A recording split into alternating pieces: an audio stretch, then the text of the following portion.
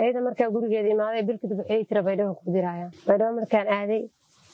waxaa go'aansaday inaa hooyo aan la wadaago aan dhaho hooyo wiilkaasaan isjecelnahay woona isoo doonanaya eedo waxay tiri lama siinaayo waayo ciddaas aan la joogay iyo kastii waxay cadowtanimo igu qaaday waxay aamintay ayaga macnaha inay wateen ayaga dulubsadeen markay sidaa igu diiday lama siinaayo dhahday ani runtii waa iska walwalay waa iska murugsanaa murug badanaa daris ila soo noqotay walwal waxaa sameeya garan waay kii waan kala fognahay haddana iskuma dhowin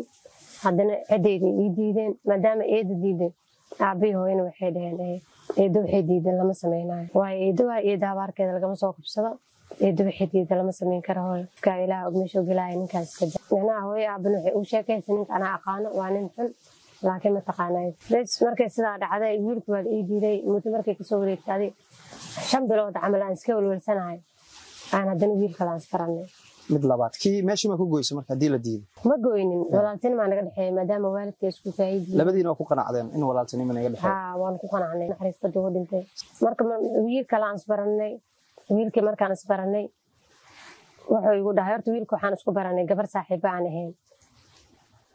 wiil ay bartay ee dumaashinimo ii bartay saaxiibo ahayn wiilkaas igana maalmaha kamid oo arkay anigu wiilka la hadlaayo markaas ku dhahay gabadhan waan ka helay sidoo nambarkii ku soo siiyay sidii aan wiilka isku baranay adii muddo waxaa wada socnay adii 8 bilood mar malaagta 2 bilood meelaha markaa wada socnay wuxuu igu dhahay inaan waxa raba aan ku soo doonto reerkaaga ka soo doonto markaasaan ku dhahay mustaqbal diyaaraan way soo doonan kartaa wuxuu igu yiri aniga waxba igu dhinna wax walba diyaaraan lahay inaan ku soo doontaa jeclaa hooyaan u sheegay aabba u sheegay hooyo aabbo iga ogolaadeen sax hooyo aabbo markay iga ogolaadeen ninka marka la keeno eedo waxay tiri ciddaan waa ciddeena cid ka mid ah laakiin waa dad xun waxay tiri waxaa rabtid samee laguma siinaayo ninkii labaad ay ku diidaysaa ninkii labaad ay diidaysaa si fiican way ka soo horjeesatay waxay tiri nin anigaa keena gursanaysaa ninka ani keena gurso sax markaasaan ku dhahay eedo ma rabo okay waxaa ku weydiinayaan hooyo aabbo oo joogaan inay hooyo aabbo ogolaadeen oo eedana mar walba ay diido maxaa keenay in eeda hadalkeeda u socdo eeda hadalkeeda wuxuu keenay aabbo wuxuu dhahay waa eedo sax haddana wuxuu dhahay haddaan maanta ninkan aan ku siiyo aan kugu daro waa eedo waa dhankeeda habaara kaa soo gaari karo si fiican waayo wiligeedu waxay ila jeclaad nin inay ayada igu darjecnaa si fiican nin la ii keenay in la igu qasbo bes sidaa markay dhacday waxaan ku dhahay eedo waxaan ku dhahay daraad ninaa keensaday ninka waa ii diiday waan ku xishmeeyey weliba madaxaa ku saartay anigoo jecel waan ka haray sax oo adigoo aqoon u lahayno weliba wiilkadii abeen ka sheeg markaas waxay igu dhahday ninka aniga keena guursanaysaa kaas ma guursanaysid sax waayo waxaa dareemayaa cadowtinimada daraad gurigeeda markaa ka tagay iga qaadinay sidaa igu qaadin si fiican bes markaas waxaan ku dhahay eeda waxaas ma jira anaa ku dhahay ninkan waa rabaa anaa keensada waa rabaa sax waxaa ku dhahay hooyo aaba idinka soo imaan dhalay ninkan waa idin keensan igu dara aaba waxay igu dhahay eeda seeliyeelahay eeda sidaas leeda seeliyeela ayadii la hadlay way diiday markay diiday aabana waxay igu dhahay eeda waxay diiday aaba lama samayn karee iska daay aniga runtii waan fikiray sax waxaan isdhahay eedadan maxaa ka qaldan say wax ka yihiin maxaa sikaa micnaha wiilkan wiil Soomaaliyeed hataa shisheeye ma ahan dadka boogtay qaar waxa lagu leeyahay ninkan waa shisheeyo maadaama ani waalidkayga waxaas aysan aqoonin waan fikiray runtii macquul waa qaadan waaye markaas waxay igu tireen ninkan waa maxaa la oranayay waa nin yar kuma dhaqayo meel kaama soo bixinayo iska daayeedo saamiya hayaan ku dhayeedo anigoo runtii aad ugu xuno nolosha dhan xiriiri igu noqotay oo ciil dartiis waxaa sameeya garan waaye meela wax ka bilaabo garan waaye bes markii dambe go'aan wuxuu idhahay soo wacay wuxuu igu dhahay eedada maadaama ay kaadiiday cidaada ay kaadiideen waxaan diyaar la ahay inaan aan ismeersano hayaan ku dhahay waa jeclaa qofka markaad jeceshahay kama diidi si fiican hayaan ku dhahay wuxuu igu dhahay aniga sitida baxaya seminaara u socda waxaa doonaya markaa baca kadib inaan soo baxay xamar aan iskugu imaan isaga intuu joogaa marka baydhabo joogaa adiguna baydhabo joogtaa haa si fiican oo soo baxay halkaan uu imaaday anigana waan soo baxay halkaan ugu daba imaaday waxaa dhacday inaan ismeersano sidaas aan isku meersano asiga wuu baxay asiga markuu baxay baydhabo ku laabtay muddo bila camal markay kasoo wareegtay anigana waxaa go'aansaday inaan aan baydhabo u laabto baydhabo ka imaatay xamar imaatay asiga seminaar soo aaday waan ismeersanay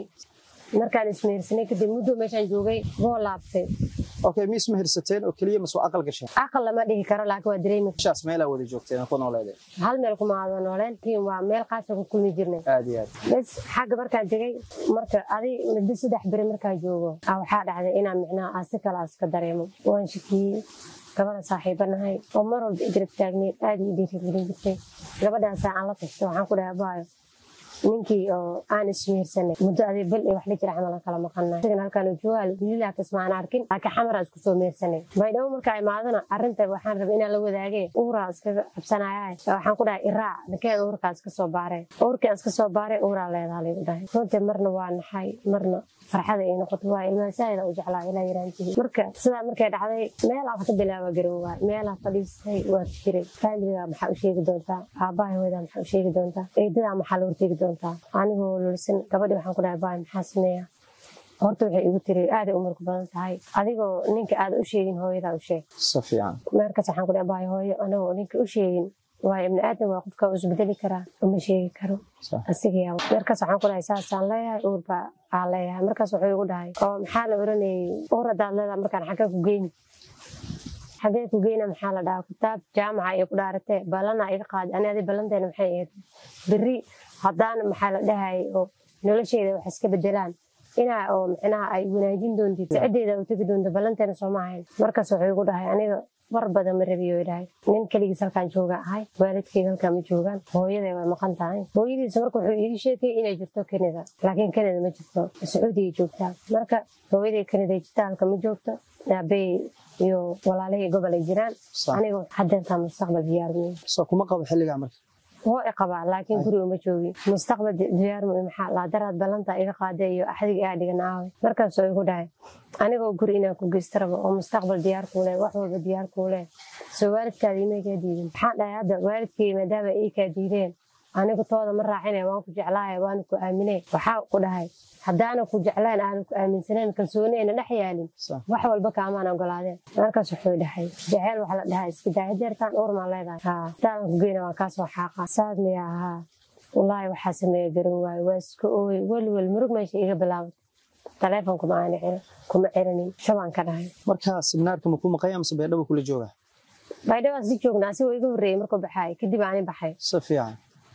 marka saasi ku dhahay markaas aan ku dhahay taleefanka markuu iga ka dinsaday ka aamusay adin muddo saacadooyin markay soo wareegtay 4 saac camal gabadhii aan la tistay gabadhii waxay igu tira baay kaliga ugu horeysay gabadh sida loola dhaqmo ani walaashay oo kala taa marna saaxiibteeda tahay ninka warkiisa marnaba waxba yeelin cunugan adaa dhishay ilaahay ku siiyay kan gadaashiisa inuu ilaahay ku siinayo muddo صفيان cunugaas ka soo xaaqay gabadhii way ila talisay anigana go'aankayga ma beenan soo xaaq adiga sidii ninkii waa waxaayay waa la xiriiray mar walba sheekadu ku soo koobay cunugiina ana soo xaaqay balse aniga waa ka diiday shubaan ka dhahay bariyaal muddo 3 bir camal taleefanka iga dinsaday taleefanka markuu iga dinsaday anigu iska ooya inta ma cunay biyo ma cabay wada qof uur leh waa ahay korada u istaago wareera ma istaag walwalkii murugtii wax walba iga daran wardami iga soo dhaceyso intay mar walba iska soo daadanay bas sida u joogay taleefan nambarkii shitay nambarkii markaa shitay waa waxaabay nabinada kamid ah waxaan ku dhahay walaalo horta adduunka waxaan ku dhahay wax walba way dhacaan anigana wixii ii qornaay ay ugu dhacay ma fahanday qof walbana waxa ku dhacay haduu ogaan lahay ma sameyn lahayn waxaan ku dhahay aniga walaashaad oo kala ahay gabar Soomaaliyeed ah maxaa la dhahay waalidkay shalay maxaa la oranay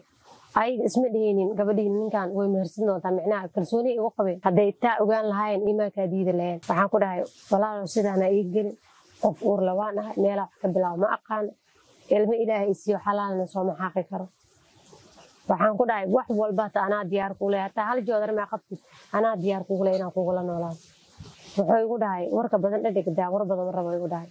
gabar way ila dhalatay waan ogahay laakiin haday sharaf xun isku dayda u taala أنا وحبي قبل ذاتني وحقول عورت أنا حريص حقيقة عادي وقف من عادنا تاعي قف إلهي وما أدون في صون حريص لأن أنا ما بجرب لكن حريص حقيقة عادي ما يقتن كمثلن إن قراء إنسان وجهان عادي لا صوت حدا شال كمثلن سنان محاي ورقم إنسان وحي يقول هاي warka dhan soo koob wuxuu igu dhahay hadeertaan saacadan laga bilaabo wuxuu igu dhahay cunugan ma badalin baan soo xaq way dhahan badaladay ku taala waxba igama gelin sidaa markuu igu dhahay habeenkii igu dambeysay aan wax habeenkaas ay way soo waxay igu soo celi wuxuu dhahay halkani waa hooyga qisooyinka Hiigsi lambar 1 mar walba waxaan ku soo gudbiyaa qisooyin xaqiiqo kuwa muruga oo qalbigaaga taabanaya kuwa aad ku farxi doonto iyo kuwa aan ugu talagalnay bulshada inay ku cimri qaataan mar walba waxaan diyaar ku laahay inaan bulshada u soo gudbiyo qisada adigu kugu dhacday xanuunka badan ama farxadda badan ee qalbigaaga ka guuxayo haddii aad ku cusub tahay channelka fadlan subscribe noo dheh una share gareeya asxaabtaada hayloobin page-kana inaad follow noo dhahdo mar walba waxaan ku leeyahay ha guulaysto jacaylka waa anigoo ah Subar Carab